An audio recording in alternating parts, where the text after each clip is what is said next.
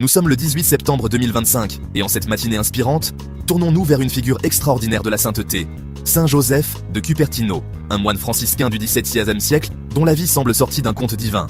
Né le 17 juin 1603 à Cupertino, dans les Pouilles en Italie, Joseph grandit dans un contexte modeste et difficile. Fils d'un charpentier qui mourut avant sa naissance, il fut élevé par une mère pieuse mais stricte, dans une famille marquée par la pauvreté.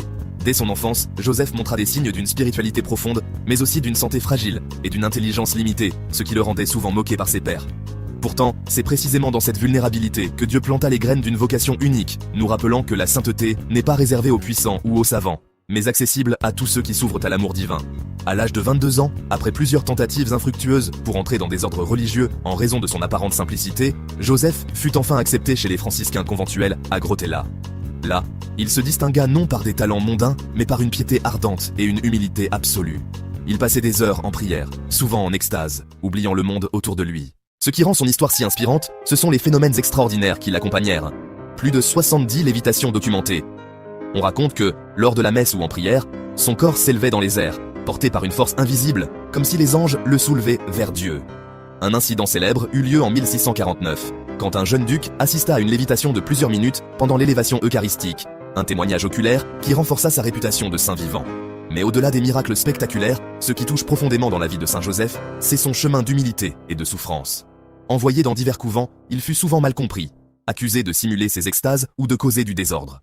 Les autorités ecclésiastiques l'interrogèrent à plusieurs reprises, et il dut endurer des examens rigoureux pour prouver l'authenticité de ses expériences.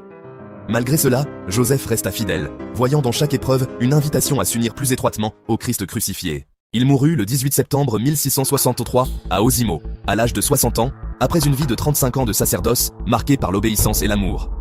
Béatifié en 1753 et canonisé en 1767 par le pape Clément XIII, il est aujourd'hui patron des pilotes, des étudiants et de ceux qui luttent avec des difficultés d'apprentissage, un rappel que Dieu choisit les faibles pour confondre les forts. L'histoire de Saint Joseph de Cupertino est un baume pour nos âmes modernes, souvent accablées par le doute et la pression de la performance. Dans un monde obsédé par le succès visible et les prouesses intellectuelles, il nous enseigne que la vraie grandeur réside dans la confiance totale en Dieu.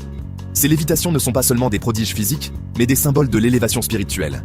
Quand nous nous abandonnons à la prière et à l'humilité, notre âme peut s'envoler au-delà des chaînes terrestres.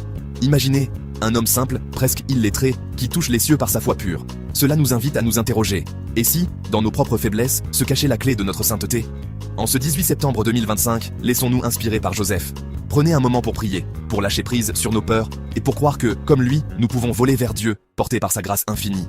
Que sa fête soit pour vous un appel à l'espérance. Rien n'est impossible à celui qui aime avec un cœur pur.